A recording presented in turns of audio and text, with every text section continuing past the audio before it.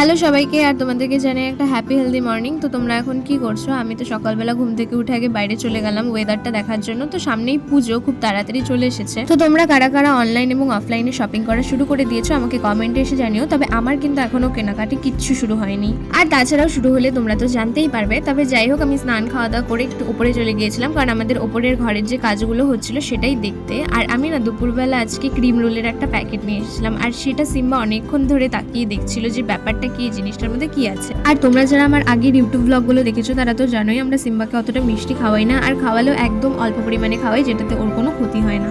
তাই cream roll না খেতে পেরে নিশ্চয়ই মার কাছে নালিশ করেছে, এই জন্যই তো মা ওকে এত ভরে ভরে আদর করছে। তো যাই হোক, আমি সন্ধ্যাবেলা শুয়ে শুয়ে এই সিরিজটা দেখছিলাম, যার জন্য আমি কোনো কিছুই শুট করতে পারিনি। তো তোমরা কারা কারা এই সিরিজটা গেস করতে পারলে আমাকে কমেন্টে অবশ্যই জানিও। তবে আমি ভাবছি কিছু ইন্টারেস্টিং ব্লগ তোমাদের সাথে শেয়ার করা স্টার্ট করব, তো তোমরা তার জন্য অপেক্ষায় থাকো। তবে আজকের মতো এতটুকুই, আবার কালকে দেখা হচ্ছে।